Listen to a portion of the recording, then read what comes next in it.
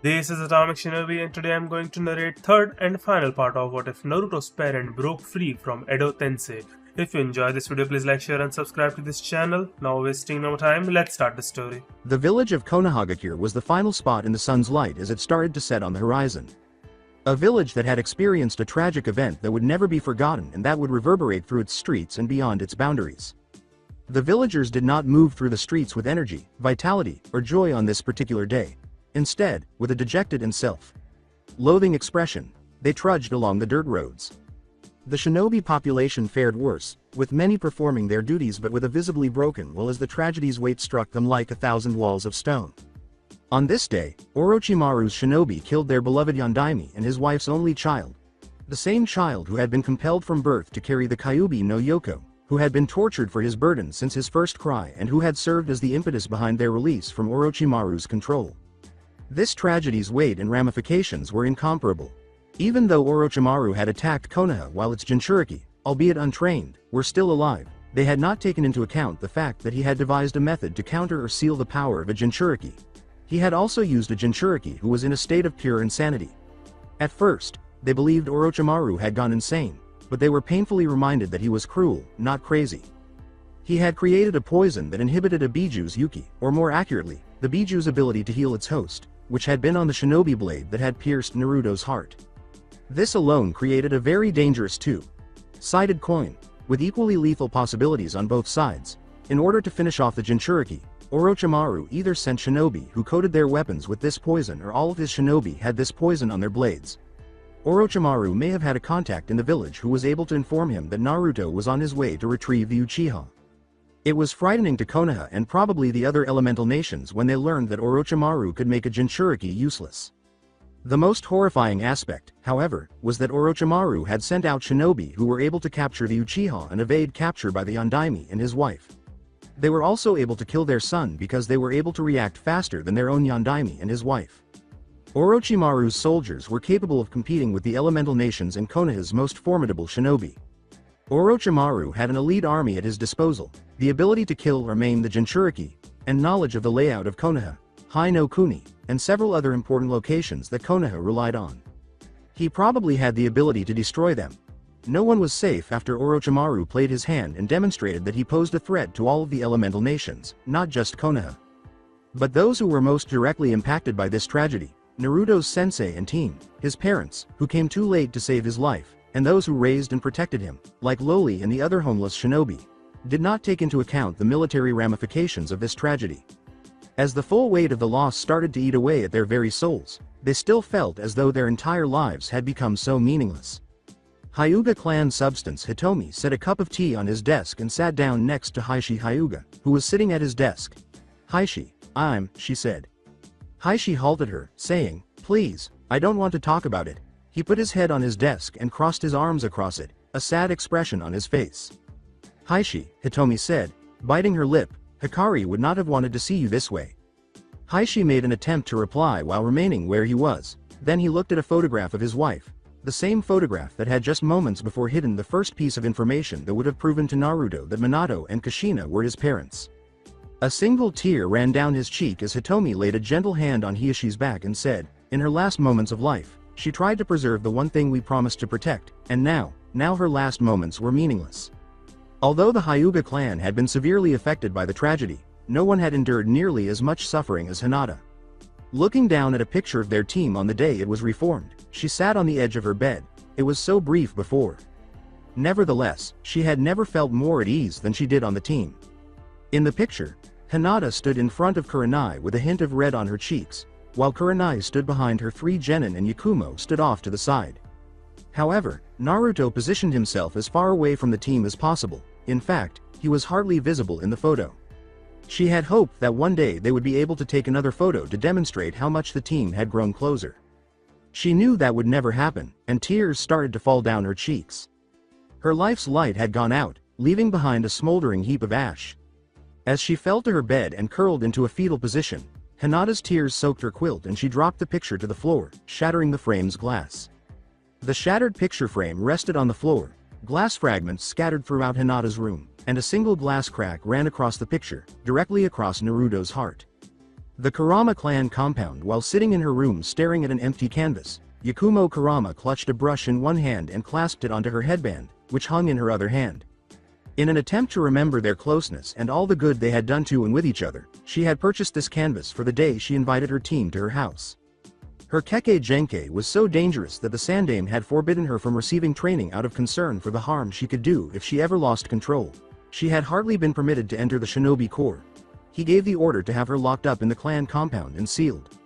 Shortly after, a fire broke out, which she had blamed for years until learning that the Sandaime had ordered her parents' execution and had started the fire to hide it and place all the blame on her. She felt so bad about herself as a result of the outcome that she had considered taking her own life more than once. She had been given the chance to enlist in the Shinobi forces following the Yondaime's return, and she had done so with remarkable success. Even though Yakumo herself had assured her that she was forgiven, she still felt regret for being assigned to the same team as her former sensei, who had sealed her on the Sandaime's orders. She was stronger as a person and as a shinobi, and for the first time since her parents' passing, she was content, thanks to her sensei Kurenai and her teammates Naruto and Hinata. Yet now that she had lost one of her teammates, the pain and emptiness she had endured for so long, and the self-loathing, everything came tumbling back down on her.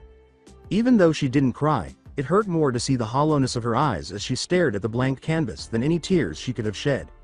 The old apartment complex in Naruto. There was a small gathering because a small memorial had been erected in front of the complex, and there were a number of shinobi-clad men and women there who had been homeless retired veterans just weeks before. Some had retired to enjoy their remaining years, while others had been wounded in battle and were unable to continue serving the village in an active capacity. Chunin, Jonin, and even some genin who were unable to attend any of the Chunin exams. But they all have one thing in common: they want to aid Naruto Uzumaki, the Jinchuriki. Instead of making Naruto grow up in an orphanage, all of the shinobi who had previously retired offered to take him into their homes when the Sandaime announced that he was now a Jinchuriki. They had successfully completed all legal requirements and advanced to the last phases of the adoption procedure. Until that was stopped by the Sandaime. Instead of dismissing their applications, he used them as an example. In addition to reducing their retirement benefits, he seized their homes and sold them to affluent businesspeople and anybody else who could afford to buy the houses that some of the retirees had built their entire lives.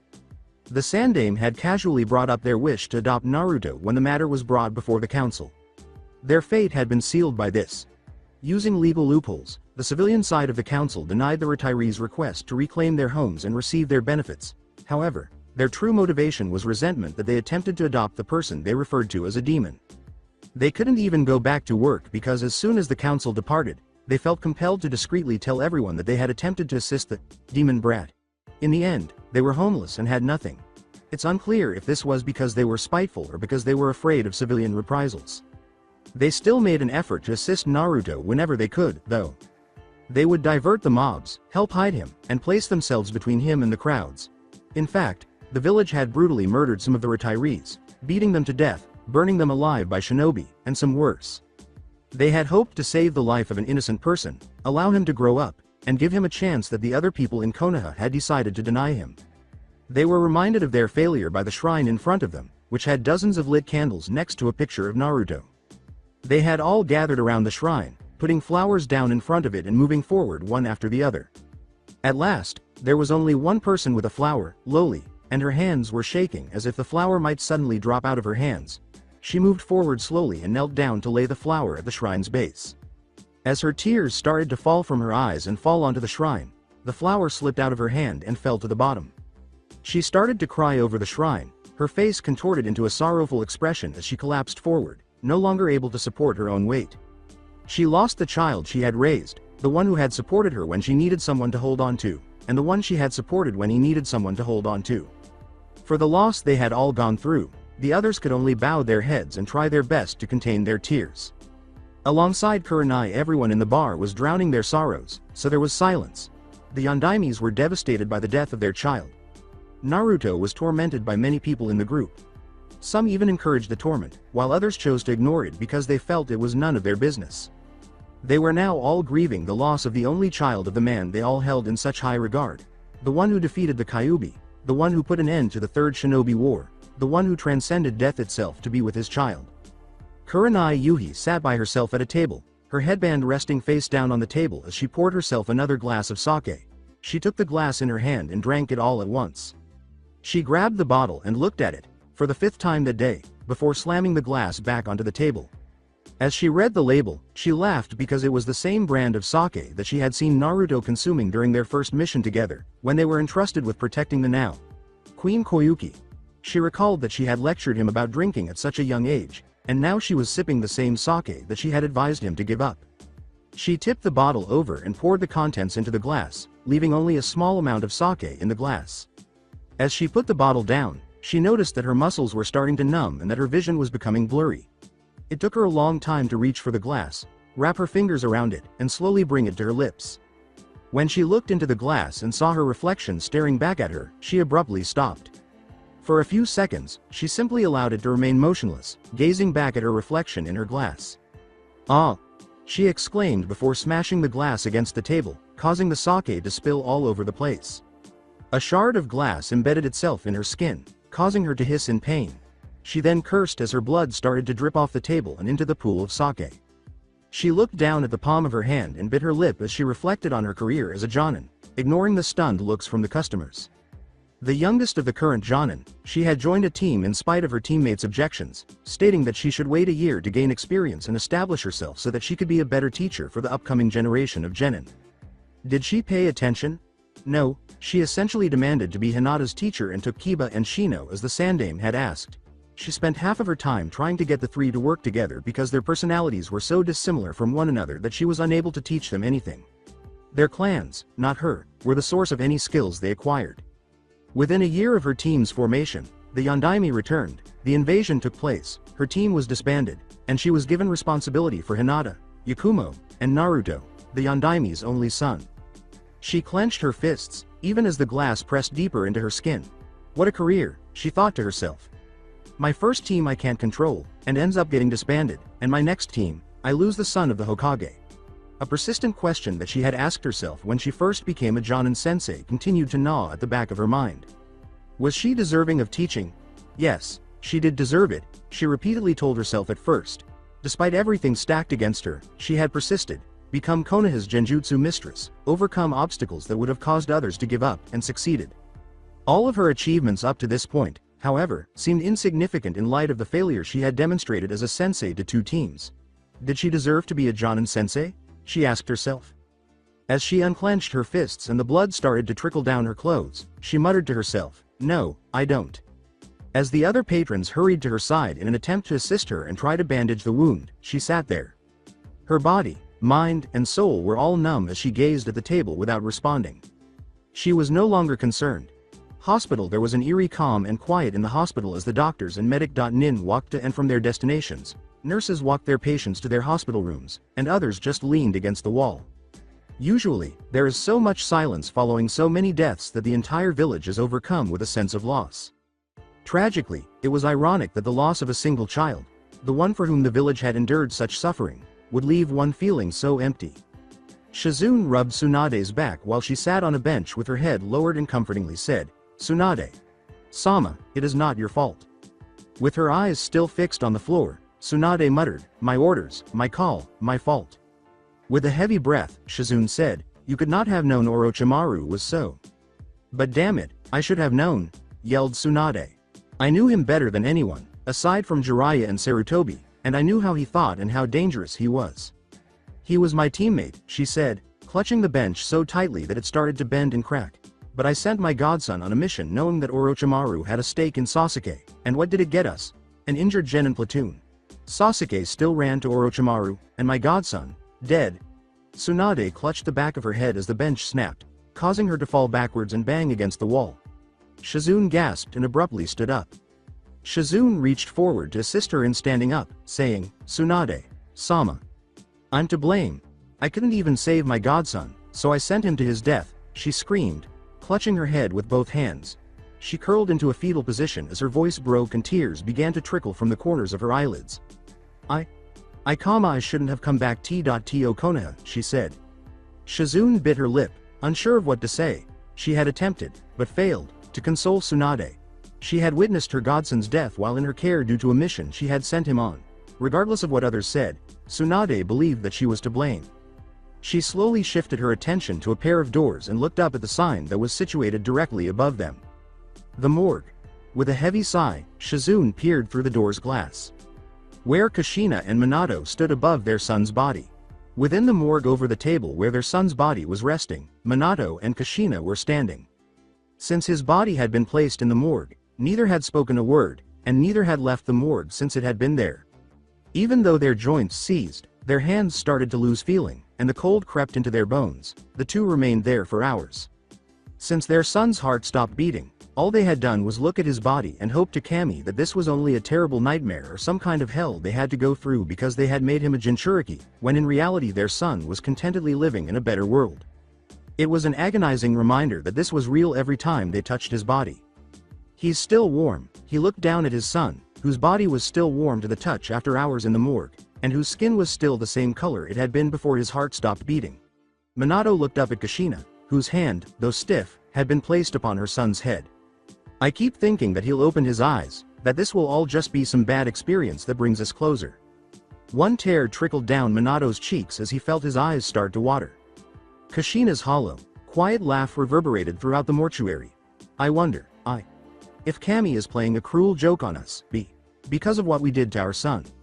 Feeling the tear start to solidify against his skin, Minato rested his hands on the table's edge and gazed at his son. A chilly, irate expression crossed Kushina's face as she turned to face her son. The worst part is that had we not saved those other genin, had we simply left them to die, we could have saved our son, Kushina said. Kushina, you don't, Minato said, glancing up at him. Oh, I mean it, Minato, Kushina said, glancing at Minato. I know it, we both know it. We had time to protect our child and save him, but we wasted it. If we hadn't saved those other genin, we could have done so much more, including preventing that Uchiha filth from reaching Orochimaru. You and I both saw it. She yelled as she gazed at him, her eyes brimming with rage and hatred, not only for the guilty, but also for herself and him. Even though Minato wanted to turn his head away from those accusing eyes, he was unable to do so and remained motionless for a moment. Kushina turned to face Naruto and scowled. Minato followed suit, lowering his head and saying, "You're right," he nodded. If we hadn't saved the other genin, Naruto would still be alive, and we bear that burden. He took his hands off the table and put one on his son's cheek, saying, if I could go back, I would have let them all die, just to save my son, to hell with the consequences were. Minato's hatred for Konoha for what they had done to his son because he had trusted in the will of fire, was burning inside of him. What had it gotten them? A deceased son. His fists clenched as he peered through the morgue's windows as he slowly started to turn away from his son's body after removing his hand from his face. Since Konoha had stolen everything from them, they had absolutely no reason to stay. Konoha did not deserve the honor of having their son's body buried here, so they would find a suitable place to bury him after doing what had to be done. After giving his son one last look, Minato started to slowly make his way to the morgue's doors. He had wanted to raise the son, be a good father to him, see him grow up, and start a family of his own. However, his son was now dead due to his own ideology, and none of that would ever happen. He eventually collapsed to his knees, his hands pressed against the morgue's doors, and the tears he had been fighting to contain finally burst out. He brought a hand to his eyes and wept for the loss of his son. Kushina's eyes were filled with her own rivers of tears, and she was unable to look away from her son. She eventually closed her eyes, leaned her head gently against her son's chest, and started crying. Even as she slowly opened her eyes and felt a sudden warmth radiate across her forehead, Kushina kept crying. Thump. As she slowly raised her head and then turned it, Kushina's eyes widened even more. She pressed her ear against Naruto's chest, her pupils dilation and trembling. This can't be. Thump. As the thumping increased in volume, Kushina felt Naruto's chest abruptly rise, causing her eyes to widen even more. Thump, thump, Minato. Kushina's head snapped up. As Minato slowly turned his head, he saw Kushina staring at him before turning to face Naruto. His eyes, still welling with tears, were filled with confusion. When he saw Naruto's chest rise, his eyes also widened. Minato rushed over to the bed and put his ear to Naruto's chest. Thump, thump, thump. As he and Kushina turned to face Naruto, Minato jolted to consciousness. As they gazed at their son's face, they both thought, please, please, don't let this be a dream. He gasped and his eyes snapped open, saying, Gah. When Minato and Kushina saw Naruto's eyes open, breathing, coughing, and trying to sit up, they were both barely able to stand. Minato stared for a moment before answering, Naruto. He sprang forward and encircled him with his arms while examining him and pressing his hand against Naruto's face as he coughed. It was true. He was still alive. Sochi, she followed Minato's lead and held onto him, her hands pressed to his cheeks, her eyes wide with surprise, and a smile formed on her lips. He was alive, her baby was alive.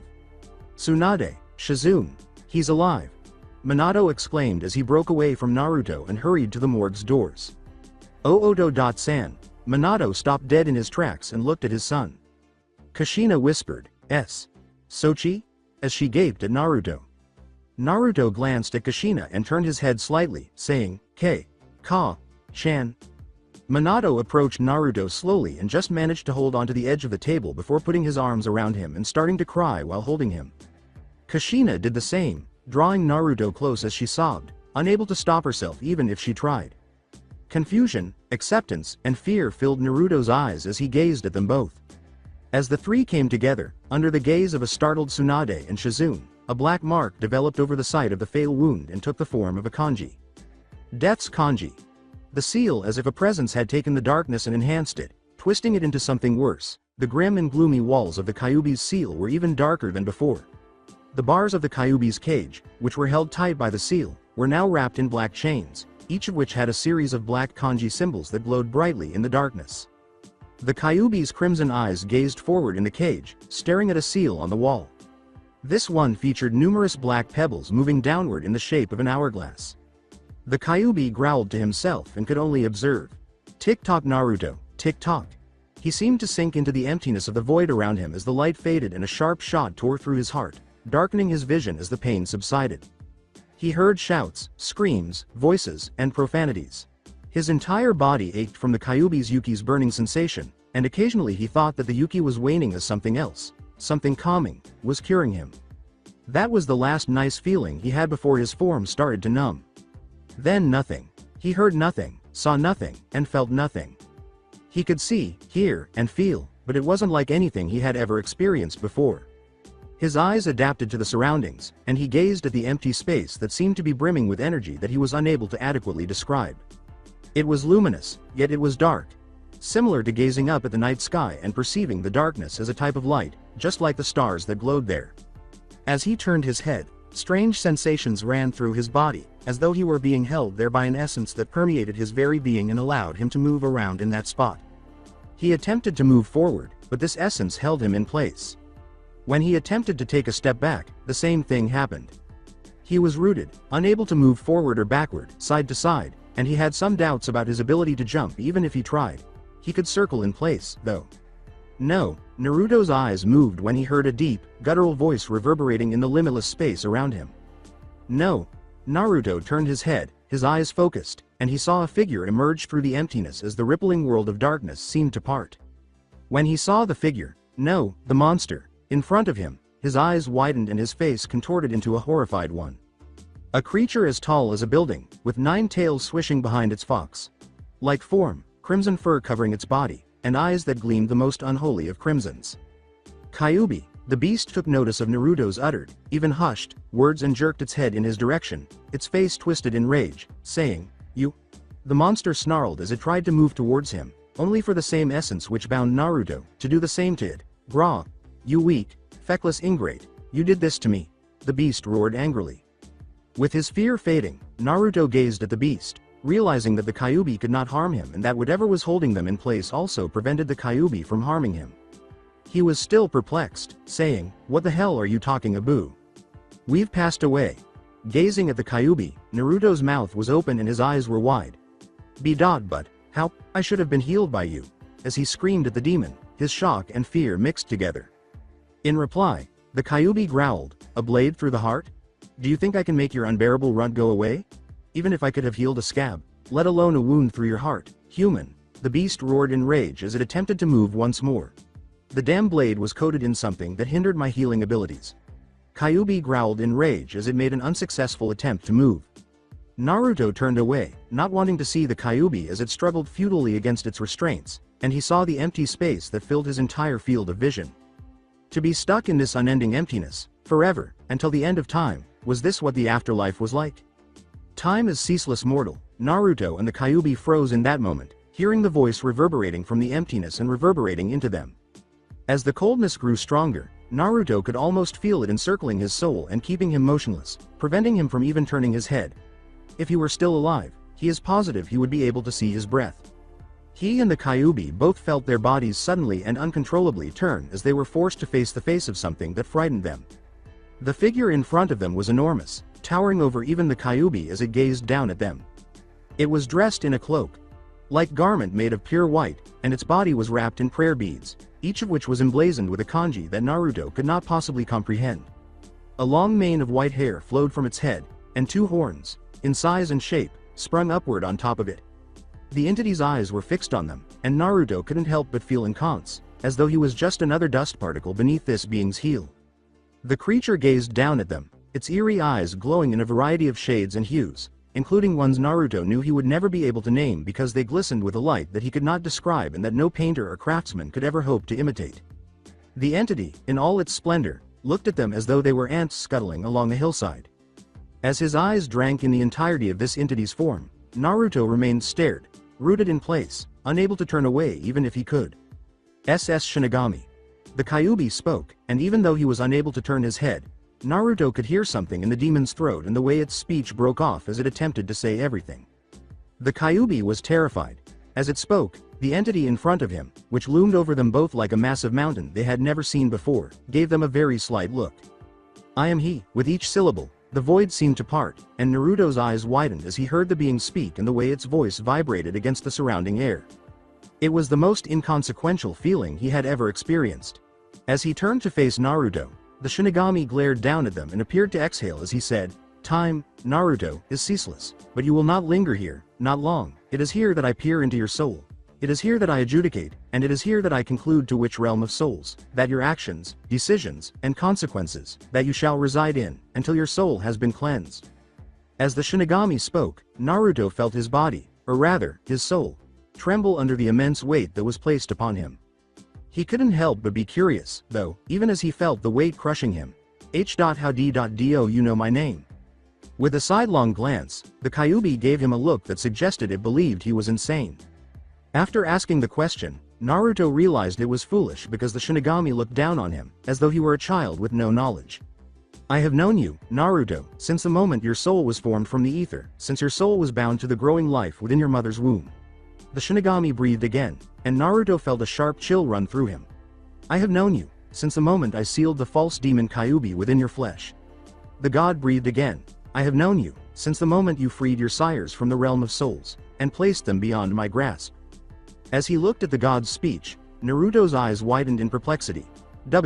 What do you mean? Looking down at Naruto, the god of death said, it was by my power, that the Kyuubi was sealed into you at your father's behest, and you freed him from my grasp, Naruto, son of Minato Namikaze and Kushina Uzumaki. His voice echoed through the emptiness. As Naruto heard the god's words enter his ears and his mind processed their meaning, his gaze moved downward and the Shinigami's words reverberated inside his mind. He probably would have felt his heart thumping in his chest and his pulse quickening if he were still alive. He would have roared in anger, feeling the heat of rage soak his flesh. Or even the gods trying to trick me. Is there no one who will stop lying to me? He screamed angrily. Even when I die, will I still have to hear these lies? The Kyuubi growled, impudent human, watch your two, as it glared at the blonde. The Shinigami let out a breath, and the Kyuubi was silenced. The beast cowered, trembling in the void's grasp. Even as he felt his own innate fear of what was clearly a much larger entity than himself, Naruto kept staring at the death god in rage and hatred. The death god looked down on Naruto and appeared unfazed by his outburst. Instead, it appeared thoughtful, as though an idea was passing through its all-knowing gaze. At last, the Shinigami said, so, you deny the reality before you, and started to move, reaching out towards Naruto with an arm that had uncurled from its position at his side.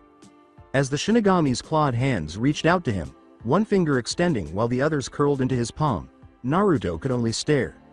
When the Shinigami's clawed finger touched the dead Jinchuriki's forehead, a glowing energy started to emanate from his finger and enter Naruto. The Kyuubi's eyes narrowed as he watched his former host thrash and scream silently as the essence entered his body and then slowly left the blonde through his eyes, wrapping around the Shinigami's finger as the death god started to fold his outstretched finger back into his palm and put it back by his side. As the essence of the Shinigami cleansed him, the blonde Jinchuriki looked down with wide eyes filled with a mixture of horror, regret, self-loathing, and sorrow. He was screaming from his very look. What have I done? Was the only question that kept repeating in Naruto's head as he realized what a fool he had been and the real repercussions of his actions. How could he have missed it earlier? How could he have denied reality so thoroughly that even the most obvious signs were interpreted as lies and deceptions? How could he have been so insane, so deranged, that he would accuse a god of deceit? Did he believe that he was so significant in the larger scheme of things that a god would lie to him in order to carry on a futile deception? Why would a god who governs the very fabric of reality ever waste a single moment of its existence on such a trivial task? The Shinigami gazed at the blonde and said, "If I am to adjudicate, I must ensure that those I judge know the true weight of what they have done, that they may understand their actions in life, so that their journey to their place of rest may be done without moratorium." The death god inhaled, "I have freed you from your madness, and allowed you to see the reality of the life you have lived, as all souls see when they arrive before me." Naruto heard the Shinigami's words, but because he is a self-centered person, he ignored them and instead concentrated on the lives lost and the opportunities he wasted. When the obvious was in front of him, how could he deny it? How could he have denied that Kushina Uzumaki and Minato Namikaze were his parents? How could he have believed that they would lie to him about it? They tried to make him see, but why didn't he see the tears, the pleading, the begging, the emotions in their eyes? How could he not see the shape of his Sama's face in his own, the eyes of his Odo? Sama so similar to the shade of his own, the same tone of hair, the way it spiked so that even an outsider could see the similarities. Was he really so oblivious to what was in front of him because of the villager's words? Why did he have to realize his mistake when it was too late to take action? You, Kyuubi, false demon, creation of the Raikudo Sennin, constituted from the Yuki of the demon known as Jyuubi, have no soul. You shall return to the ether, from whence you came, the Shinigami said, turning his gaze from him to the Kyuubi. The Shinigami's voice reverberated in the Kyuubi's mind as it gazed in horror as the death god's arm reached into his sleeve and started to withdraw a great blade that resembled a tanto, while his fingers wrapped around the weapon's hilt. Perhaps in time you will become a part of a soul, but in this moment you will be severed from your bindings and dissipate, never to return as you once were. Despite its simplicity, the weapon exuded a divine presence that demonstrated its immense potential. When the Kyuubi looked at Naruto, whose head was still bowed as he realized the weight of his ignorance in life, it started to shiver in horror. The Kyuubi's gaze turned to the ground and saw the shimmering chain that connected the two, the same chain that the Shinigami had placed on them both on the day of Naruto's birth, binding them until death, or rather, Naruto's death. Withdrawing the blade from his sleeve, the Shinigami lifted it. The Kyuubi shuddered in terror and peered between the blade and the chain that bound it to Naruto. The void, the Kyuubi, and everything it had ever been would absorb it the instant that blade sliced through the chain. It would not just die, it would vanish, never to experience the sensation of the soul between its claws or the wind against its flesh again. The Kyuubi shuddered, wondering how it could deal with a destiny that was as vicious and ruthless as Orochimaru, Madara, and... For a moment, the Kyuubi saw hope as its eyes widened in realization. The Kyuubi roared, reverberating off the emptiness surrounding it as the Shinigami's blade started to descend. How many people have deceived you? The blade was only a few inches from cutting the chain that bound Naruto to itself when it abruptly stopped. When the Shinigami looked at the Kyuubi, the creature drew closer to the Shinigami as it looked into its soul. The Shinigami carefully took the blade from where it was and brought it closer to himself while examining the Kyuubi closely. Gaining a god's attention was an odd sensation, and the Kyuubi was rapidly learning this lesson. The oppressed Naruto looked up, and with the help of his peripheral vision, he saw the Kyuubi trembling as the Shinigami gazed upon him. In a terrified tone, the Kyuubi said, surely, there have been those who have cheated you. Why? Your Eminence. Your attempts at flattery are meaningless to me. Kyuubi, explain your inquiry, false demon. The death god's tone was flat, but it had a commanding edge that demanded an answer, and the Shinigami exhaled again. Shinigami, there are people who have deceived you, denied you your mission, and denied you your role in the universe, have they not? Was the Kyuubi's sage response. After staring at the Kyuubi, the Shinigami said, this is true, there are many upon the mortal plane, and beyond, who have denied me their souls, and by their very existence, imperil the balance. And, by your very nature, you are unable to claim these souls, until they perish, but until they perish, they imperil the balance, do they not? The Kyuubi said, seemingly gaining a little more confidence in its speech. Why do you make this inquiry, false demon? The Shinigami said, casting a glance down at the Kyuubi and destroying any confidence the Kyuubi may have had. What if we offered to bring these malcontents to their demise, ended them, and returned them to your command, Shinigami? The Kyuubi asked, growing anxious again. The Shinigami gazed at the Kyuubi, and when Naruto heard the Kyuubi's offer, his eyes grew wide.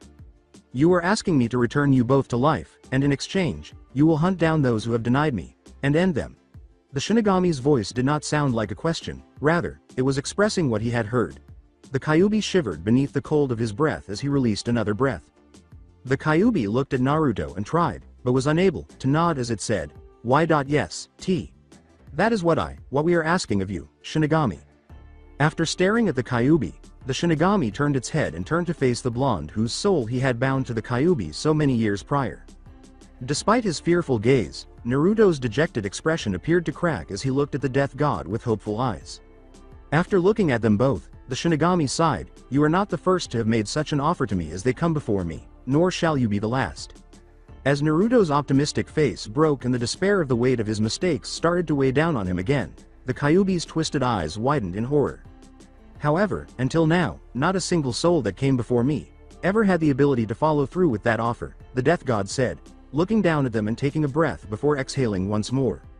Both Naruto and the Kyuubi stared in disbelief, and while they briefly felt hopeful, they were unable to suppress their curiosity about how they differed. The Shinigami knowingly observed them and spoke, son of Minato Namikaze and Kushina Uzumaki, by your very heritage alone, you have the potential to acquire the strength needed in order to remove these nuisances and cast their souls into the void, where I may pass judgment upon them. His voice reverberated as he approached the Kyuubi, and with the power of this false demon at your beck and call, you shall be able to regain your strength from each fight, and continue to bring the others upon their doom swifter than you would have without it. After putting his blade away, the Shinigami stood erect and gazed at them. With a chuckle and a look of relief, the Kyuubi said, so, Shinigami, will you send us back to the mortal coil? The Shinigami looked at them, and there was silence while the death god studied them more closely. Not without ensuring that you do not cheat me, like those who you offered to bring before me. Both Naruto and the Kyuubi remained silent, their eyes filled with confusion. The moment I bring you back to the mortal coil, you will be beyond my power until the day you come before me again, the Shinigami replied. Even though you are out of my reach until that day, I cannot stand people who defraud me and jeopardize the equilibrium in the process. You're offering to bring me a lot of these scammers, but in order to do so, you have to go back to the world of mortals, and once you're there, I won't be able to get you back unless I make sure you can't defraud me. I am willing to bring you both back to life, and give you the time you need to prepare to face the threats ahead of you, and time to remove those who have denied me, the Shinigami said, looking at Naruto once more. But, you will not become the thing I am to send you to destroy. A part of the Shinigami's divine essence started to seep out of his fingers and travel to the tips, so he reached out and curled his fingers until they hardly touched. The blonde started to scream in agony as the essence entered his body, and then it started to swirl before floating off his fingertips and flying in Naruto's direction before slamming into him. He and the Kyuubi both started to convulse and scream as the essence started to move up the chain that bound them, their agonized screams resonating off the emptiness.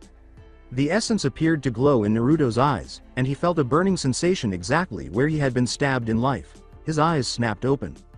The names of those who had deceived the Shinigami burned into the Kyuubi's mind as it gritted its teeth in agony and its eyes narrowed. Kanji flashed across its retina. The Shinigami exhaled and said, I have bequeathed unto you a second chance at life, and to ensure that you do not waste this chance, I have placed upon your soul my seal. At last, they stopped thrashing. Glancing down at the death god, Naruto gasped as he looked up. Until your task is finished, this seal will be your life or death. After your soul has returned to your body, I will give you 5 years of life, plus 4 months for each person you are supposed to bring to me. You will be given an extra month of life for each person you kill, but 4 months of the life I have given you will be taken away if they do not die at your hands. The Kyuubi scowled as they both heard the Shinigami's demands. Only 5 years to bring them before the death god, 15 cheaters, and a new life. The Shinigami went on to say, should you bring them to me before the time I have given you has run out, then I shall grant you a mortal lifespan. However, if you do not bring them to me before the final moment of your life, then my seal shall take back the life I have given you, and you shall return before me, where I shall adjudicate, as is my purpose. As the Shinigami gazed down at them, the emptiness surrounding them started to fade. I do not give third chances, mortal. Then the void was gone, and his senses were filled with cold and his vision was filled with light. As his body started to absorb oxygen, Naruto gasped. It was extremely cold, but it was more revitalizing than any breath he had ever taken.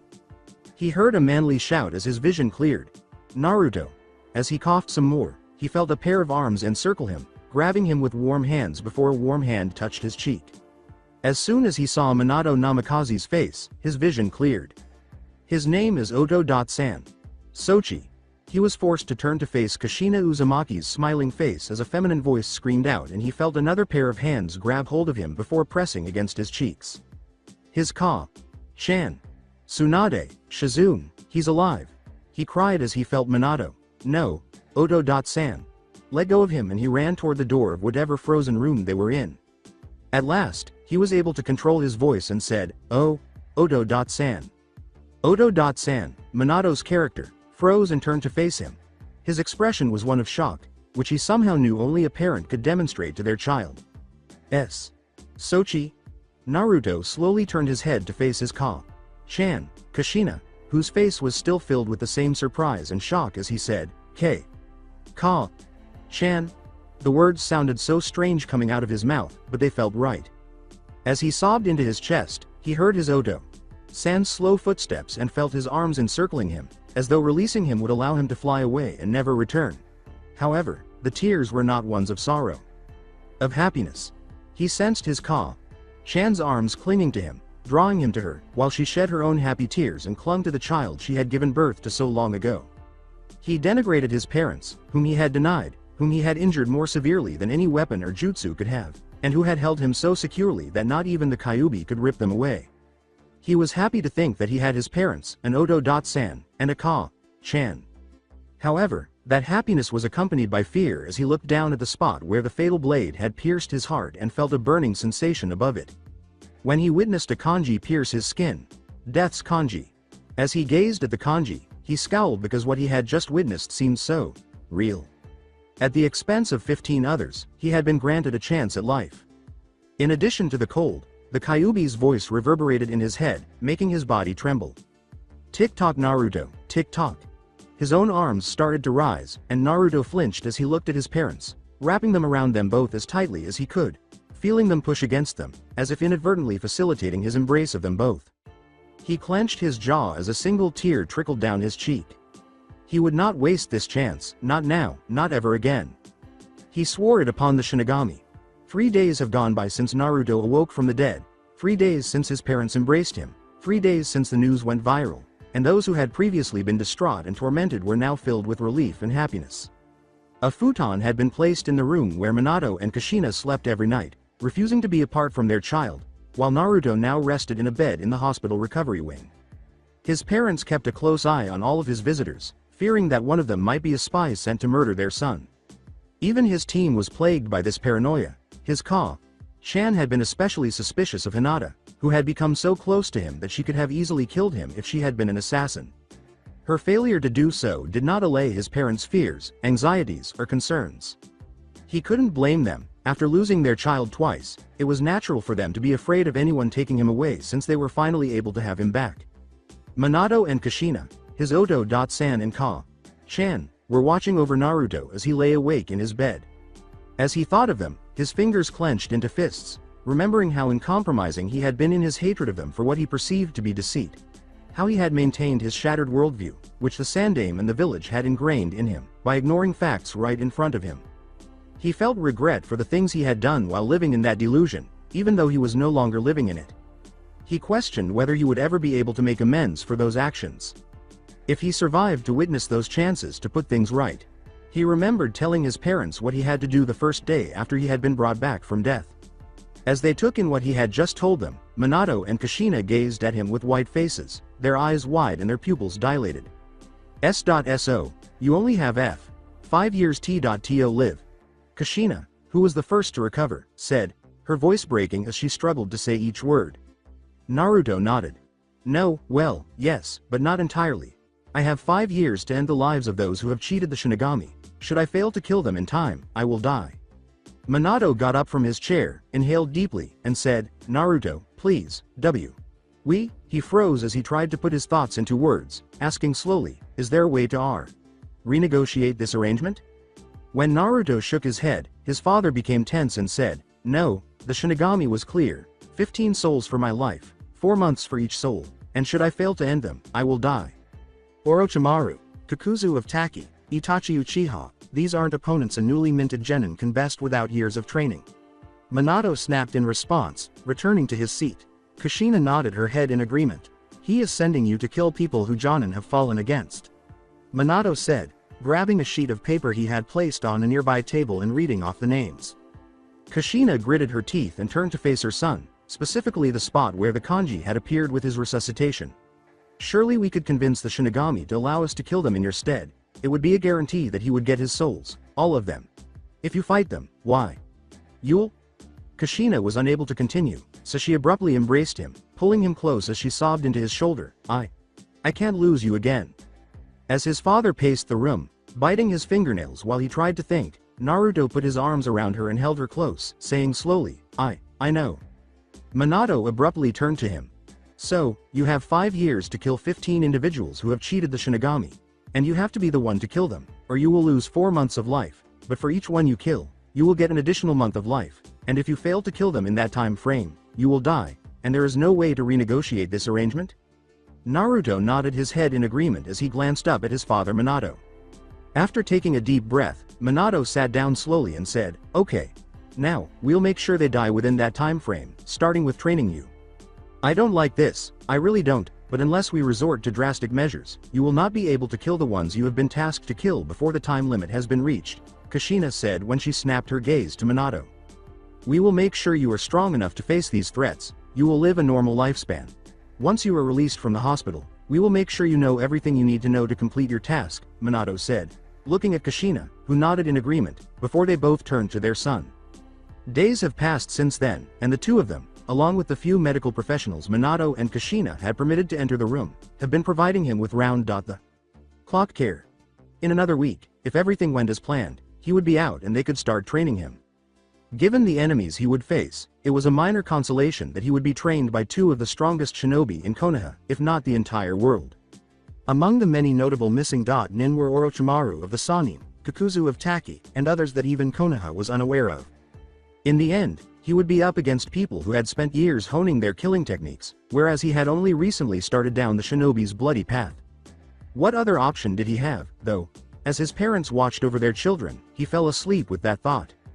As he slept, Kushina and Minato observed. Kushina drew nearer to Minato and sighed while holding his hand. "How are you feeling?" she asked. After glancing at Kushina, Minato sighed and said, "I am fine, really." With an eyebrow raised, Kushina turned to face him and said, "Minato-kun. Okay. I am not fine. All I can think about is the fact we are going to have to train our son to be a ruthless killing machine so he has a chance to live a life he chooses," Minato said, trying to smile but then letting his lips curl back into a frown as he turned to face his son. Kushina glanced back at Naruto. "I know, I wish we had another option, but we don't. Capturing them and letting Naruto kill them isn't an option. At best we can help, but Naruto has to deal the killing blow, and the ones he has to kill aren't the type you can even attempt to hold back against. One could not afford to hold back anything or send Naruto after them without him being on the same level as them, or he would die anyhow." Minato could not argue because the ones they knew were missing. Nin, and fighting them was a life-threatening task. He had an opportunity, at least this way. The knowledge that they would have to make their son a murderer did not lessen the anguish they felt inside. Even the sound of his own thoughts was muffled by the all-pervading shadow of his mind's darkness, which engulfed him and drowned out all other sounds. He trudged through the ankle-deep water, knowing exactly where he was going, and he entered a huge room with a huge cage in front of him. As the entity's hot breath swept over him, a dense mist separated them, and crimson eyes gazed back at him, their slitted pupils examining him from toe to forehead. The blonde Jinchuriki pushed through the fog and, for the first time, gave the Kyuubi a serious look. The Kyuubi turned its head away from the blonde and snarled, huffing as it spoke harshly. "Well?" The tone of its voice betrayed its lack of patience. "Well, what?" Naruto scowled at the beast. "You came here for a reason, whelp, and since I am doomed to endure your presence until you choose to leave, why don't you get on with whatever it is you wanted to do?" Kyuubi snorted as it turned its full weight of gaze upon him.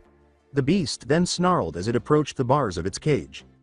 After seeing the face of death itself, Naruto's eyes remained fixed. What more terror could Kyuubi instill in him? He looked at the Kyuubi and sighed, crossing his arms. I had some questions, and I believe you have the answers to them, he said. Kyuubi grumbled, even if I have the answers you seek, boy, why would I give them to you? Like you said, you can't boot me out of here, I can stay here as long as I want. Naruto simply shrugged in response. As it crossed its paws and rested its head on them, Kyuubi sighed and huffed. Yes, I did say that. So, little ninja, what is it you wanted to know? Kyuubi asked. After looking into the Kyuubi's eyes, Naruto remained silent for a while before asking, what did the Shinigami mean when he called you a false demon? The tense Kyuubi shifted its position to gaze down at Naruto, snarling as it did so. You can either answer my question, ignore it, or try and hurt me, but we both know you don't want to cease. Naruto scowled as he stared directly into the Kyuubi's crimson eyes. So, which is it going to be, false demon? He made it clear that he was not intimidated as he approached the Kyuubi's cage. Kyuubi growled at the blonde. Die once and suddenly you grow a backbone. If I didn't hate you as much as I did, I'd almost be impressed, filth. Even though the Kyuubi's snout was inches from Naruto, he remained motionless, allowing him to see firsthand how sharp the creature's fangs were. As it retreated from Naruto and repositioned itself for rest, Kyuubi sighed and said, if you must know, the Shinigami meant that I am a false demon. The statement is pretty self-explanatory. So, if you're not a real demon, then what are you? Naruto asked, his scowl unwavering. With its teeth bared in a toothy grin, Kyuubi rose from its resting position and snorted mockingly, better than you, for starters, ninja. The only reason that I am currently bound inside of your festering pile of infected flesh, is because your father called upon the Shinigami to bind me. Your village would have been a burning cinder had he not done so. Naruto yelled, would you stop dancing around the issue and just tell me what you are already? As he moved forward and grabbed onto the bars. All right, then, if you must know, I am a fragment of a greater demon. The Jyuubi no Yoko, to be precise. Kyuubi sighed as it lay back on its paws. While waiting for the Kyuubi to continue, Naruto remained silent. Kyuubi did not disappoint. Millennium ago, before your pitiful ninja clans were even an iota of what you are now in terms of annoyances, the Jyuubi no Yoko left the realm of demons, Makai. She settled upon this continent and made for herself a home. Centuries passed, and a young mortal tribe discovered her. They were impressed, of course, after all, she was a true demon, purest of blood and mightier than all of your ninja villages combined. In fact, they began to look upon her as if she were a goddess. Kyuubi chuckled as it continued to regale Naruto with its tale. Temples were built in her image and ninja fell to their knees in worship. Kyuubi huffed in annoyance as it snarled. Somehow pleased by this, she chose to bestow a gift upon one of her priests. A blessing, if you would. She granted him the power to command the elements at his whim, to command the forces of nature itself, to summon lesser beasts to fight at his behest, and many other gifts which the ninja, however obedient, was unworthy of. The Kyuubi snarled as it looked upon Naruto. Your kind know him, as the Raikudo Sennin. Naruto's shock was evident as his eyes widened. The priest was obedient, loyal, for a time, until agents of a true goddess spoke to him, and convinced him to betray his master. Kyuubi chuckled. It was not easy, oh no, for the priest been extremely loyal, raised to obey even from birth, but that is not all, the priest loved her. Not as how a loyal servant of the faith loves their god, oh no, this priest loved her as a man loves a woman. The Kyuubi chuckled, however, the priest was a mere human, hardly worthy to even attempt to court a true demon, much less one of the caliber of Jyuubi. Yet the mortal fool made his affections for her known. A mistake on his part, she made it clear to him that she would never be with a mortal, never would she taint herself with the filth of his pitiful race. Kyuubi snorted. The priest was understandably devastated. How could he not be? Jyuubi was so far beyond the beauty of any mortal he had ever laid eyes upon, and her presence was so far above simple mortals. How could he ever hope to get over such an astounding rejection? However, the agents of Kami used this to convince him to rebel, using his broken heart to manipulate him, to make him hate the very thing he had once coveted, and after using a powerful spell, provided by Kami herself through one of her servants, he sealed Jyuubi into his body. Kyuubi gasped. No doubt, the mortal thought that'd be the end of it. He found a mortal woman and bedded her, sired more of his kin, which carried the gift Jyuubi had given unto him. However, the Jyuubi was far too powerful to be held back in a mortal body for long, especially as his flesh began to age. So, the mortal prayed for another spell, one that would prevent Jyuubi from ever returning to cause harm, upon Ninjin, and his wretched bloodline. As the Kyuubi spoke, Naruto remained quiet. Kami provided unto him, a single spell, one which would end his life, but would split the Jyuubi into several pieces, and imprison her body and mind into the moon above your mortal skies. That spell created the Biju, the false demons that are my brethren. The Kyuubi turned their gaze to Naruto, and S. So, whelp, does that answer your question? Naruto sighed. Yes, but now I have another. What makes a false demon like you any different from a true demon like Jyuubi? Kyuubi growled at the mortal. I could sit here and explain it to you for an eternity, but you still would never be able to comprehend it. A true demon is beyond you mortals. A true demon would be able to turn all of your parasitic race to ash before you could even blink. They are forged in the fires of Makai itself, and only the strong survive there. Weakness is purged so effectively by Makai's fires that the only ones left are the strong. The weak do not serve, the weak die, and only the strongest may command the strong. That is but an inkling on the difference between true demons and false demons like me, Kyuubi hissed as it turned its head away from the confines. If I ever set foot in Makai, well, I'd be obliterated before I'd have a chance to scream. While remaining silent, Naruto fixed Kyuubi with his eyes and said, I have one more question, one that has been bothering me more than what you are. What is it? Kyuubi asked, snorting as she looked at him. Asking, why didn't the Shinigami demand the deaths of my Odo, Sama and Ka? Sama? Naruto gazed into the Kyuubi's eyes. Would you have carried out your agreement with the Shinigami had your parents been among the 15 who needed to die? Kyuubi asked, scowling before turning its entire attention to him. Naruto remained quiet, lowering his head and whispering, no. Hunching, Kyuubi said, and the Shinigami knew that, boy. Naruto remained silent for a few minutes before turning away from the Kyuubi's cage and leaving. The Kyuubi closed its eyes and remained silent. The hourglass on the prison wall was the final image in its slitted pupil. Shinobi and civilians alike crowded the streets of Konoha, with members of the clan Sarutobi at the forefront of the throng, all of them crying, and other shinobi looking down in embarrassment. A stage had been set up in front of them, and 3 people were standing on it. Minato Namikaze was the first, followed by Kushina Uzumaki and a masked headsman brandishing an axe. Today, we carry out the sentences of those who have committed treason against our village, Hiruzen Sarutobi and Kakashi Hitaki, Minato said as he stepped forward, and with a snap of his fingers, the 2 figures were pulled up to the stand and made to kneel. Even the fire in Hiruzen Sarutobi's eyes had gone out, and he appeared malnourished and broken. Kakashi appeared to be in even worse shape. His body was covered in bruises, and judging from the scars surrounding the socket, his Sharingan eye had been removed, and not gently. Minato signaled to Hiruzen Sarutobi, bring the prisoner forward. The shinobi escorting the treacherous Hokage pulled him forward and made him look up at the Yondaime, who scorned him. Minato exhaled deeply. Hiruzen Sarutobi, you have been found guilty of the following crimes.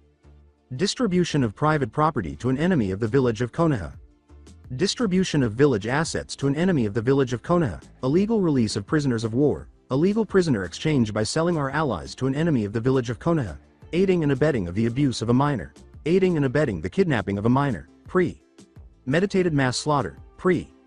Meditated homicide of a loyal clan head and his wife. Aiding and abetting the escape of an enemy of the village of Konoha. Hiruzen looked down, unable to bear the hateful stares, which only grew more intense with each crime listed. Minato said loudly, for these crimes, I, Minato Namikaze, Yondaime Hokage of Konohagakure no Sato, hereby strip you of all rank and titles, of all rights and privileges and sentence you to die. Before a word could be said, the headsman brought down an axe and severed Hiruzen Sarutobi's head from his body, allowing it to roll across the stage and fall to the ground in front of the final members of Clan Sarutobi. Hiruzen's eyes widened as Minato turned to face the executioner and said, no why. Thunk. As the Sarutobi sobbed, Minato looked at Kakashi, who was being pulled forward with his last eye wide with terror. Minato. Sensei, please, Minato said. Kakashi Hitaki, Minato put him to silence. You have been found guilty of the following crimes. Dereliction of duty in a time of conflict, intentional sabotage of subordinates, theft of clan and dojo property and techniques, and impersonation of a clan heiress.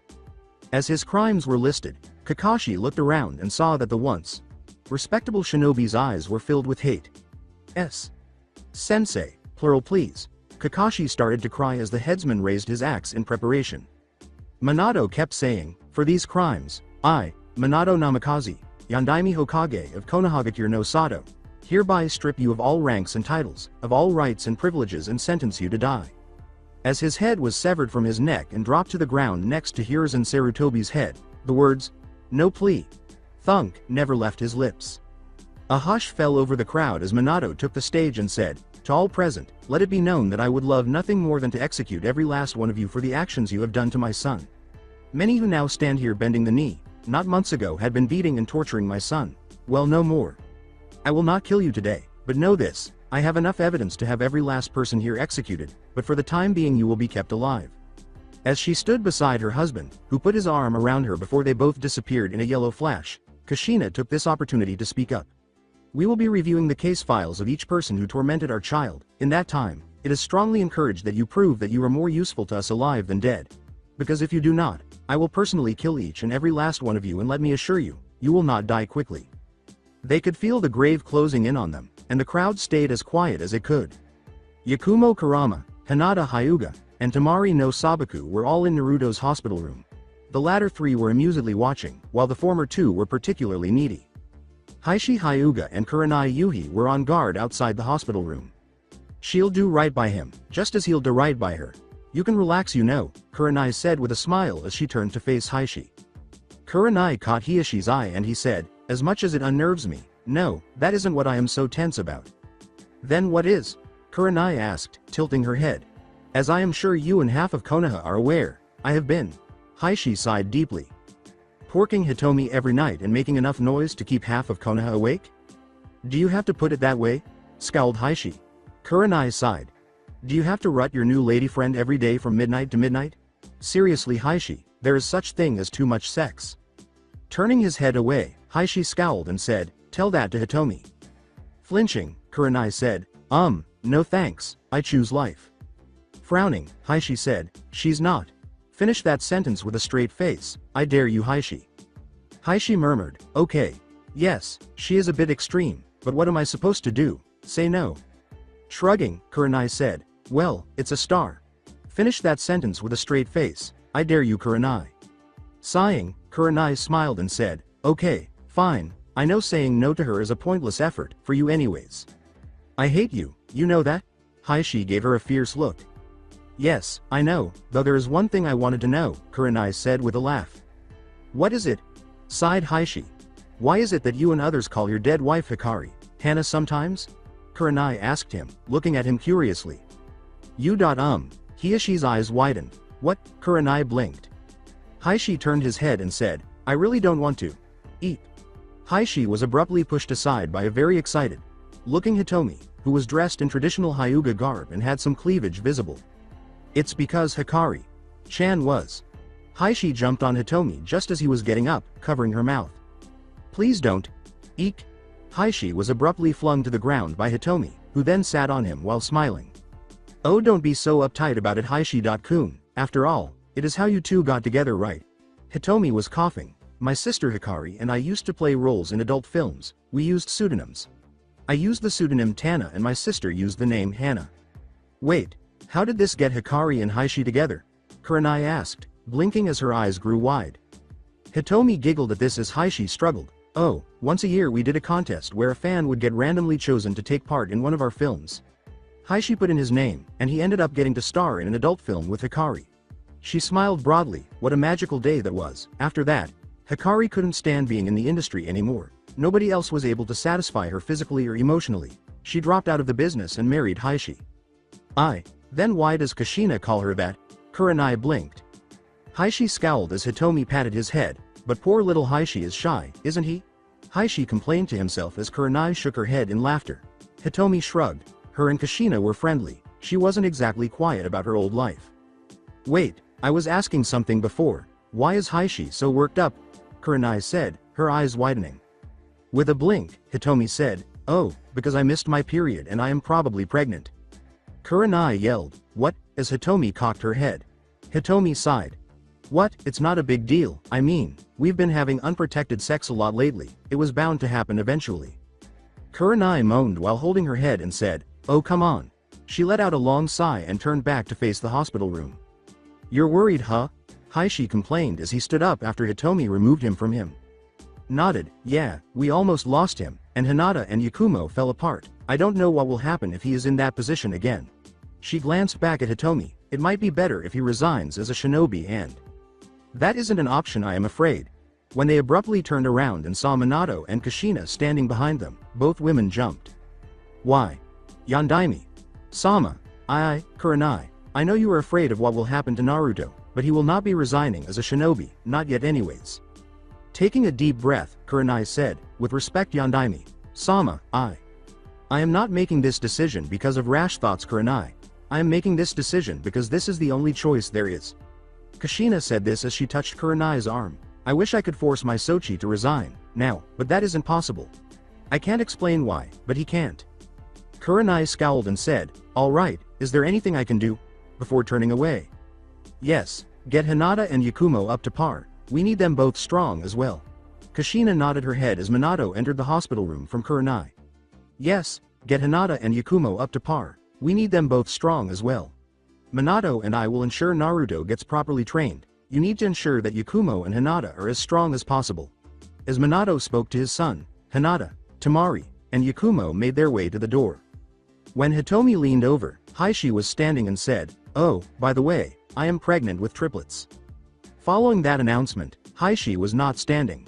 As he approached his parents, who were waiting for him with gentle smiles on their faces, Naruto emerged from the hospital doorway. Minato's smile broke, and Kushina immediately put her arms around him, holding him close as her eyes watered. He would start his training to become a shinobi who could kill the people the Shinigami had given him life to kill today, the day he was discharged from the hospital. With a deep breath, Kushina said, let's get going, the sooner we start, the sooner we can end this. He broke off the hug. As Minato and Kushina put a hand on his shoulder and disappeared in a whirl of leaves, Naruto nodded and said, yeah, let's go. He then moved between them. A few moments later, Naruto was looking at a brightly lit room instead of a training field, and he could see a table covered in a variety of dishes. He glanced between Minato and Kushina as their hands left his shoulders and said, wait, but, I thought we were going to train.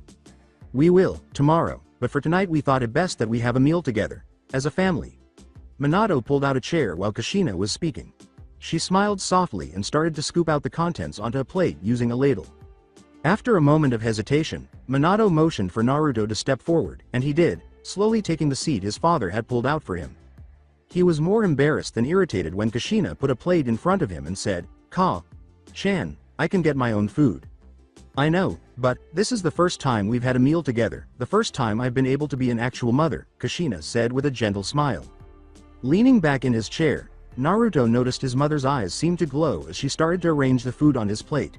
He looked up at Kushina, saw the expression in her eyes, and grinned, yeah, I guess so. Before reaching for a bottle of sake and starting to pour 3 glasses, Minato grinned at his wife and son before placing one in front of Naruto.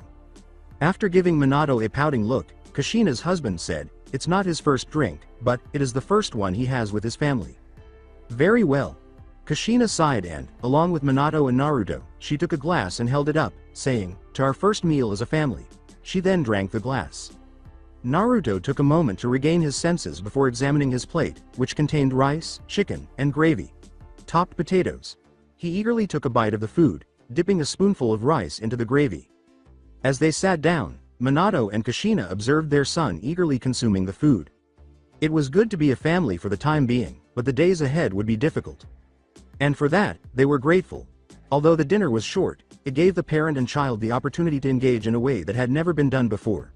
This made Minato and Kushina happy because their son was experiencing a feeling that he had never experienced before.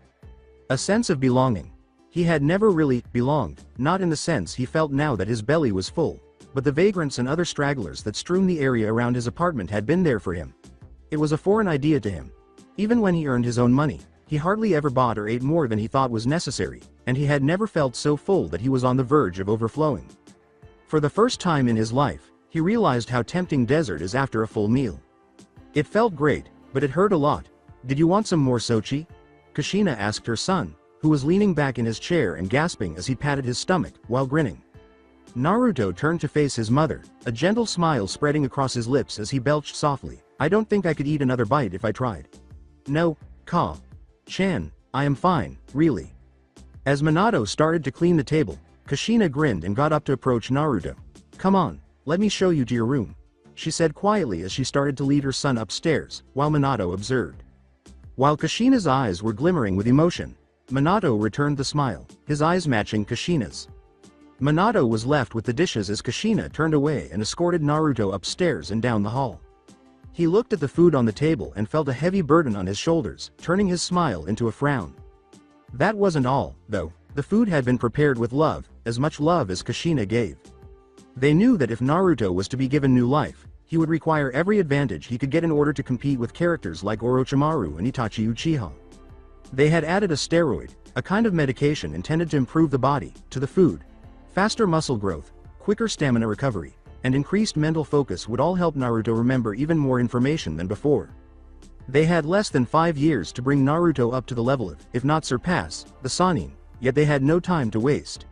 They were certain that Naruto would grow into a formidable shinobi. Before their Sochi could be free of the Shinigami's judgment, at least until he passed away from natural causes, shortcuts had to be taken and unethical choices had to be made. As he cursed his weakness and his incapacity to do more for his son, his fists clenched, his nails digging into his flesh. If it meant that his son would live a full life, he would gladly sacrifice himself to the Shinigami. After several minutes, Kushina eventually came down the stairs, her eyes heavy as she sagged against the rails and let out a long breath.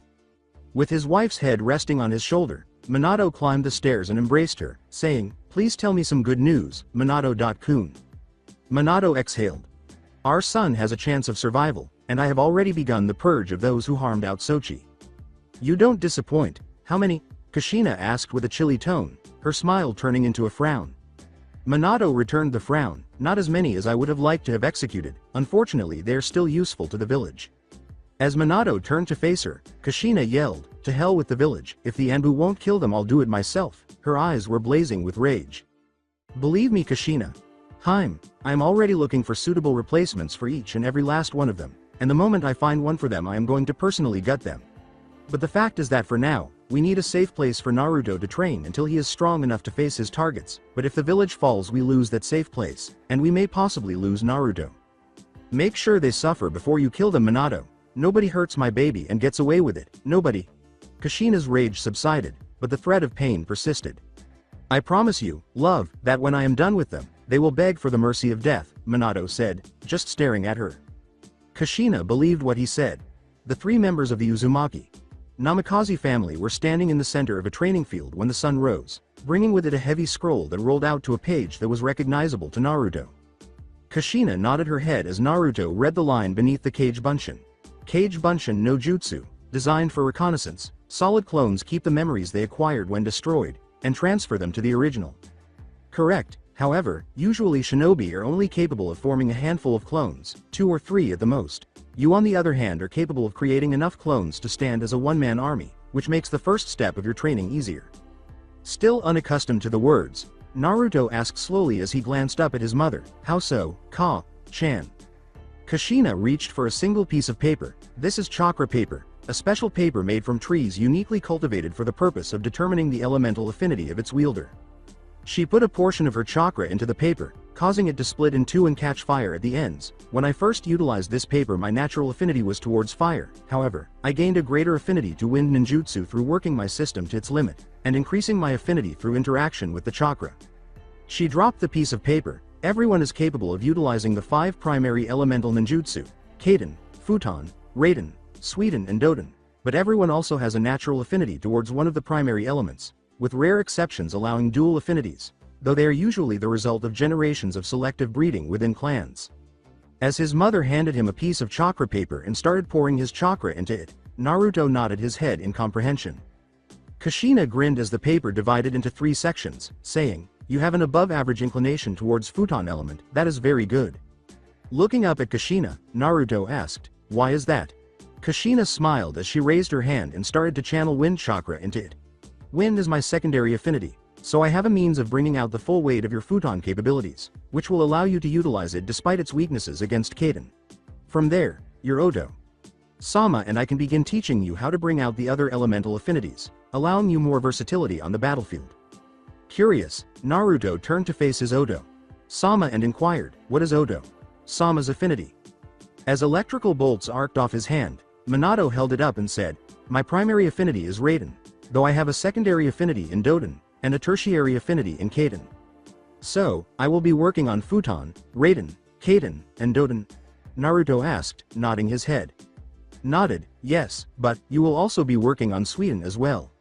She sighed, I am too old to gain an additional affinity, and my chakra was never immense enough to allow me to do the training we are about to put you through. However, you are young and have an immense chakra pool. If anybody can learn to utilize all 5 affinities, it is you.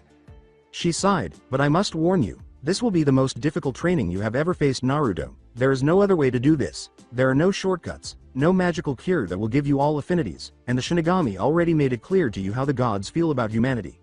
The only strength you will gain is the strength you seek to gain. With his head held high and his eyes blazing with determination and intensity, Naruto said in silence, I understand, Ka-chan. As Minato moved forward, Kushina nodded her head and said, as a start, I want you to create 50 clones, and divide them in groups as follows. 4, 6, 8, 10, and 20.2. In a cloud of smoke, 50 copies of Naruto materialized, ready and waiting for orders as they gathered into their groups.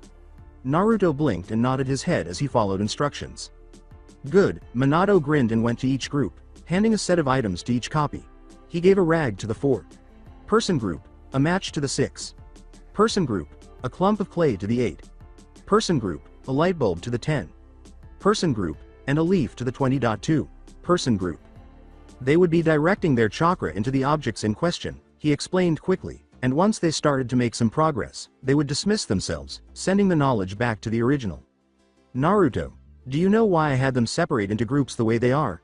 Minato said, leaning close to his son as Naruto was removed. With a frown, Naruto turned to face his clones and said, I am a little curious, why is that? Minato pointed to the biggest clone population. You have an above-average wind affinity. The issue right now is getting you to control it first, and the more clones that do that and transfer the knowledge to you, the better.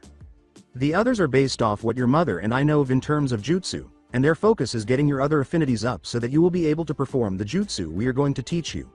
Your control and access to that affinity will grow as they stress the coils, allowing you to access the chakra for your jutsu much more easily. As he nodded his head in comprehension, Minato and Kushina grinned and said, good, now, you on the other hand will need to improve your physique. As it stands you are strong, but that won't be enough against your foes to be. Kushina reached for a few weights. These will go around your limbs and abdomen, and as you become used to their weight, we shall increase the weight by 2 pounds each, allowing your muscles to develop quicker. I am ready for whatever it is you throw at me, Naruto said, nodding his head. For what they threw at him, he was unprepared. It seemed easy enough to complete 20 laps around the training field, 100 push-ups, 100 sit-ups, 100 jumping jacks, and 100 squats, but it wasn't exactly easy when you had to add 2 pounds to each limb. He had been sent off after 3 hours of that training to rest for an hour so that his muscles could relax before they went on to the next phase of their training. In the meantime, Naruto was going to eat some Ichiraku ramen, but he whimpered as he thought about what he would have to do next. He went into the stand and was ready to sit down, but instead he found someone else to sit next to. The individual was Hinata Hyuga, who was slowly consuming a bowl of miso ramen. She stared at the bowl while she stirred the noodles, then took a bite. It was not missed when Naruto slowly took a seat on the stool next to her. Naruto! She exclaimed joyfully as she practically leapt upon him, her arms encircling his neck, her eyes widening and a smile spreading across her lips. Hinata became more attached to him right away after his death and revival, and it was nearly impossible to get her to leave him. As the girl continued to hug him more tightly, Naruto grinned back and patted her on the back, saying softly, Hey Hinata, it is good to see you. Worried that if she let him go, he would vanish. She eventually parted from him after a minute, her eyes glimmering with joy as Naruto gave his command. As he delved into his order, Naruto grinned at Hinata with sincere joy and the two started talking. Across the street, Kushina grinned as she heard her son and Hiashi's daughter converse alongside Naruto and Hinata. As she considered the potential future her son might have, she let out a laugh. She would burn nations to guarantee that such a future existed.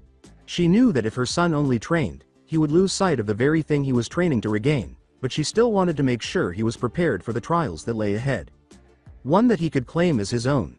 For the time being, she observed her Sochi interacting with someone else with sincere joy. She prayed to the gods to grant him the ability to maintain that happiness, and a tear fell from her eye.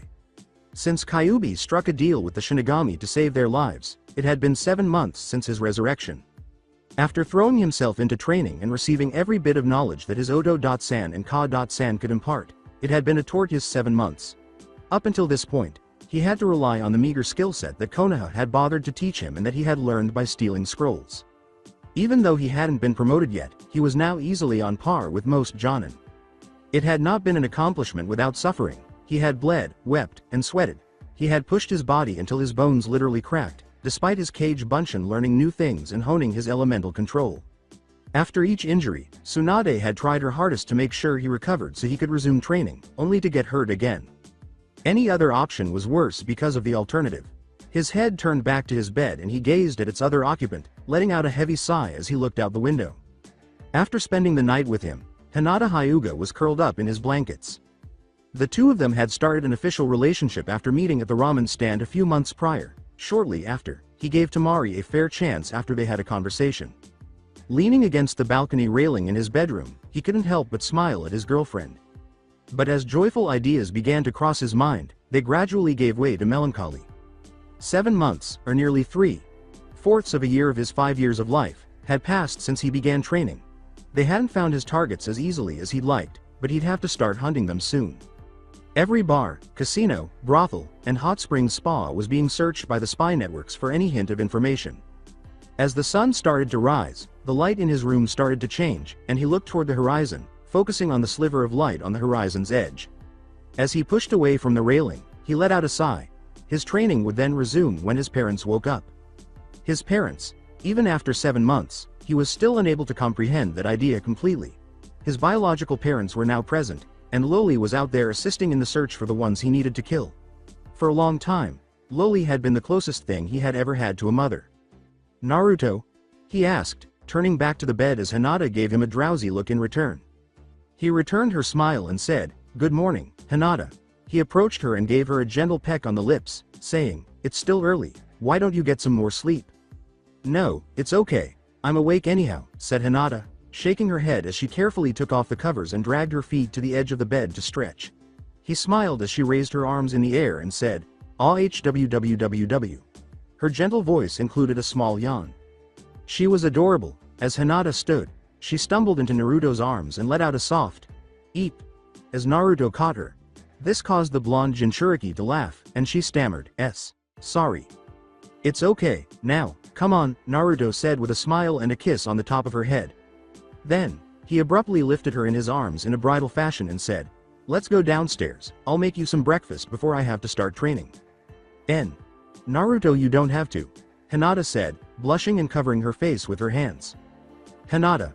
Naruto sprang to his feet as the door to his room was slammed open, and he and Hinata both gazed at the unwanted entrance. "Good morning, my sweet little niece and stepdaughter." Hitomi stood there in Hyuga robes, which did nothing to conceal the noticeable bulge in her belly. She gazed at the scene with a huge smile and asked, "Did the two of you have fun last night?" The fact that Hitomi's question did not cause Hinata to faint instantly as the blood rushed to her head. No, she fainted 3 seconds later, was evidence of how far she had come. Hitomi smiled at them both, and Naruto was now standing there with Hinata in his arms. After a minute of silence, Hitomi said, "So, did the two of you have fun?" With Hinata in his arms, Naruto screamed, red-faced, "What is wrong with you?" Hitomi merely giggled as she waved after him. She laughed and yelled after him, "Nothing wrong with me, my future son.in.law," as Naruto went downstairs and cursed at her. She let out a joyful sigh and said, "Ah, young love." Alongside Kushina and Minato, Tsunade was the one who presented the report to the Yondaime Hokage and his wife, the distinguished Kiroi Senko and aka Shi. It appeared that the information had finally paid off after months of hunting and pursuing every outlaw and degenerate from whom they could obtain information. "You are certain this is correct?" Tsunade raised her eyebrows. "Yes, the woman we interrogated was deeply tied to the criminal underworld, and after some encouragement, he managed to ensure she gave us the information we desired. We have the location, all we need to do is flush him out." As Kushina reviewed the papers Tsunade had provided, Minato remained silent. They had everything they required, so there was no need to wait. "Tsunade, send a message to Loli to pull her and her unit out of there. We will be initiating phase 2 of the operation." Minato and Kushina were studying the papers on their desks when Tsunade nodded her head and turned to leave the office. "You sure he is ready for this?" Kushina asked, raising an eyebrow at Minato. For a moment, Minato was silent, letting out a sigh before saying, "I do, but he will have backup just in case." He then turned to face Kushina and grinned, saying, "Go get ready." "Kushina, we leave in an hour." Without saying a word, Minato watched Kushina leave the office after taking another look at the documents and whispering softly, "Let the hunt begin." It was the anniversary of the Third Shinobi War's conclusion and the end of the conflict that had afflicted their village, and a small village on the outskirts of Hai no Kuni was celebrating. Since there were no living parents for any of the children growing up in the village, they had only each other, and as a result, the entire town had earned the nickname, the Village of Orphans. With the help of the daimyo of Hai no Kuni, they were able to rebuild and become a stable area, as well as a trading hub, by crawling upward. In addition to marking the end of the war, the celebration also marked the end of a generation of children without parents. As they watched their own children dance in celebration, the generation of parentless children, now consisting of elderly men and women, remained seated in a circle. On this day, the village was illuminated with lanterns, candles, and lights arranged in an elaborate manner. When one of the elderly people without parents felt a sudden weight on their lap, they looked down to see a small girl climbing into it. "Obasan!" the young girl exclaimed, laughing, and the older woman grinned, putting her arms around the girl and keeping her close. This village was home to 3 generations, and they were closer than most because they had experienced the agony of loneliness long ago and had made an effort to prevent it from happening again. The young girl wriggled out of her grandmother's lap and dashed back into the crowd, where her parents were waiting, grinning and holding her in their arms. As the music changed, the older woman stood up and approached the crowd with a smile. "Ah!" Her eyes abruptly shifted to the left, as did the eyes of more than a dozen others. The musicians stopped playing as the crowd suddenly became frightened and the once celebrating village was filled with loud screams. After running in the direction she had heard the scream, the older woman entered an alley where she heard a lot of sobs and saw the horror that had caused the screams. A young woman of the second generation was kneeling over a small, dried corpse that was dressed like a child. She whimpered out a single word, and the woman kneeling over the child was crying. The elderly woman said, "Sochi, Sochi, Sochi," but she froze as a shadow passed over the woman who was kneeling. She shouted, "Look out it!" and held out her arm, but it was too late because the sobbing woman was suddenly lifted off the ground by her throat, the corpse on the ground was kicked aside, and the figure held her up as though she were lighter than air.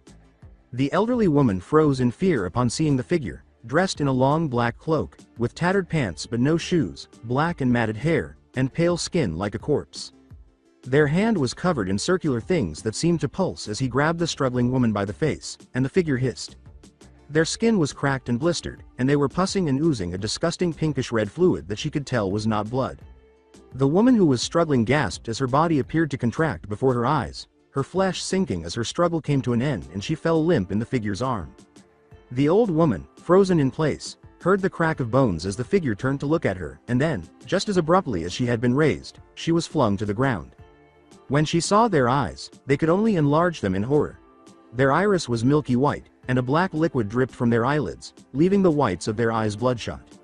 A vicious smile twisted their lips, exposing rotting gums, cracked lips, and gnarled fangs. The elderly woman attempted to escape, but the figure had already reached her before she could do so. She felt the fingers of the terrifying figure encircle her own throat, and she felt a painful pinch in her neck as her body was being drained. Her astonishment and disgust at the sight were evident as her other hand rose and her eyes darted frightfully to the figure, their breath smelling of rot and decay.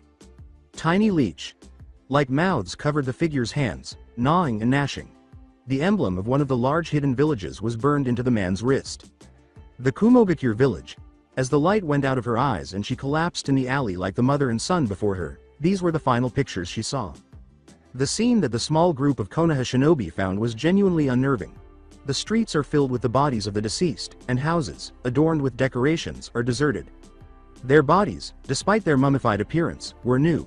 Their skin was stretched tightly over their bodies, their flesh was sunken, their sockets were empty, and the crows had already arrived to clean the little edible flesh that was left. Kushina knelt over a pair that had been abandoned, their bodies dry, formless, nothing. As Nins carried the remains to a nearby cart, Minato stood next to her and gazed down at Naruto, who was examining the various bodies while other Anbu were examining each one. Any names that could be located would be listed on the Fire Capital's revered memorial after they were moved there and cremated. For most people, the scene was heartbreaking, but for shinobi and those who had witnessed the actual atrocities of war, it was heartbreaking. Not even a Tuesday, this time. It matches all other accounts of the one we are searching for, Minato said softly as she recited the name of the one they were to hunt. Kushina sighed and said, "It's all gone, their blood, their moisture, Even their bone marrow was drained dry. The only thing keeping the bodies together is the skin on the bones. There is less strength in the flesh than a piece of string. She slowly got to her feet. The Devourer, Morbis. Despite having excellent defensive capabilities due to their land, Kumogakure had a fascination with Kekkei Genkai, but they were limited when they went on the attack. Kekkei Genkai provided the rare chance to learn skills from clans and use them against their enemies to strengthen their position. Initially, they had abducted men and women in order to breed and raise a child who would grow up to be a devoted Kumo soldier. They had briefly had a small Uchiha clan and had once successfully captured a male Uchiha. When they learned the truth, everything was erased. Half of the clan fled to Konoha, while the other half stayed behind to inflict as much damage as they could on Kumo, in order to exact revenge for the atrocities their father had to endure. The ensuing carnage had seriously damaged Kumo. Due to their actions, Kumo lost the Second Shinobi War. Nevertheless, they persisted in their efforts and eventually found a parasitic organism, a type of leech, that enabled them to extract blood. They only needed genetic material to breed. They no longer required live captives. They could achieve their goals with the correct med.ninjutsu and a healthy ovum. In addition to his devotion, a shinobi who had been with Kumo for decades was picked because he was nearing the end of his life. He wanted to be of service to Kumo, but he was too old to be more than a liability. He and Minato had fought together once during the war, and although Minato had won, Minato knew that the outcome would have been different if Morbis had been a few years younger. During the Third Shinobi War, he was the only man to have hurt Minato. The man had offered to participate in an experiment that would have given him some measure of his life back, but it went awry, leaving his mind broken and the person he had once been gone. However, he lived when he ought to have died, endangering the equilibrium that the Shinigami had so meticulously maintained. To learn this, Minato had to barge into the Raikage's office and force him to divulge the information, but it was well worth the effort. Additionally, they obtained complete documents covering every aspect of the experiment. At some point, they might be able to repeat the experiment, but with more cautious outcomes. At the moment, neither Kushina nor Minato wanted to even entertain the possibility. They had to locate Morbis now, and Naruto had to murder him. Minato motioned for Naruto to approach. He had been examining some of the deceased. It was strange to observe how emotionally detached he had grown over the past few months.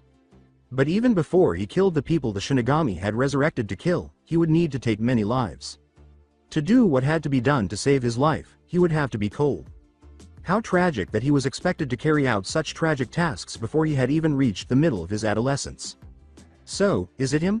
he asked, standing beside them and glancing at them, even though he was obviously aware of the answer.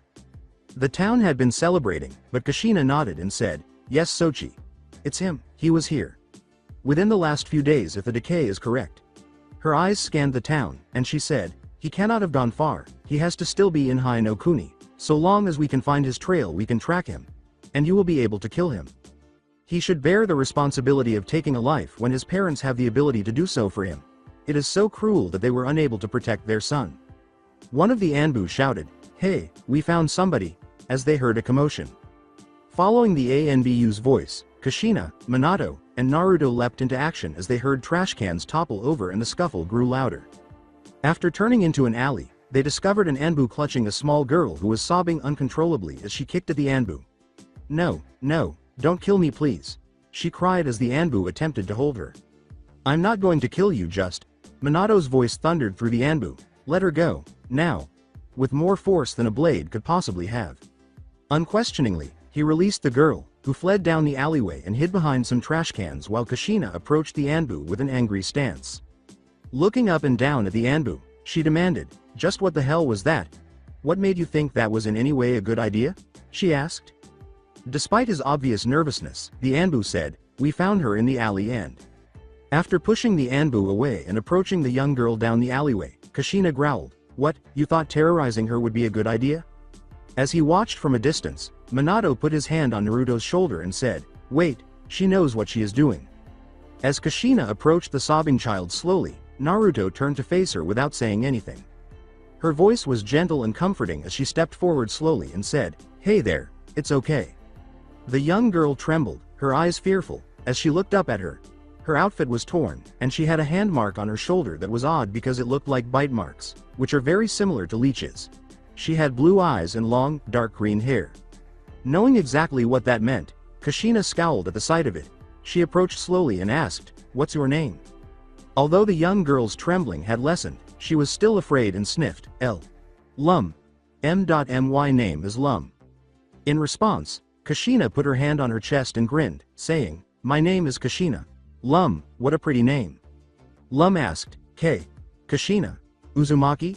As his eyes widened a little. Knowing who she was, Kushina nodded her head and said, Yes, that's me. Kushina squatted down slowly and held out her arms, saying, It's okay, you are safe now. Nobody is going to hurt you. Lum appeared to calm down a little and slowly move away from the alleyway. Lum started to advance, but she stopped when her trembling returned and her gaze strayed to the Anbu that had seized her. Glancing back, Kushina scowled at the Anbu. Kushina, Minato, Naruto, and a few other Anbu were left behind when the Anbu left the alley in a matter of seconds. Lum eased up a little and moved forward cautiously until she was near enough for Kushina to pull close and put her arms around her. Kushina rubbed Lum's back and cooed softly. Lum sniffed as Minato and Naruto picked her up and carried her to them. Turning to Naruto, Minato grinned and said, We'll leave these two alone. He glanced around, focusing on one of the bodies. A small boy who was probably Lum's age, and said, We need to find Morbis, he can't be far. Who's Morbis? Lum asked softly, her eyes red with tears, her ears perking up as she focused on Minato. Morbis is the one who did this, and we are going to find him and bring him to justice, Kushina said, giving her a gentle hug. After hearing that, Lum's eyes widened and she asked, He did this. She turned to face the corpse Minato had glanced at, and her body shook. He is the one why? You're after? She asked. Yes, we aren't sure where he went, but... Minato scowled while nodding his head. Lum's voice grew icy as she continued to tremble and Kushina felt her hands ball into fists. He went north, Lum said. How do you know? Kushina asked, glancing down at her. Lum's eyes started to well up with tears. Hike. Killed my Ataru. And he tried to kill me, she said, gesturing to the body. He made me watch as he drained him dry. He then came at me. But he couldn't do it. He wasn't able to. He headed north after that. She started to cry while holding on to Kushina. He killed everyone, but he couldn't kill me, she screamed into Kushina's chest as he began to cry. As she looked back up at Minato and Naruto, Kushina gave the young girl a tighter hug and a back rub. As Naruto gazed down at the dead child, Ataru, his eyes hardened. All these villagers had been killed by Morbis, leaving only Lum, who probably only lived because he was unable to eat anymore. And now he was going to save his own life by killing Morbis. The first of the 15 lives he would have to take. Getting revenge for killing everyone he had killed was a bonus. That's it for today. I hope you guys enjoyed this great story. See you in the next one.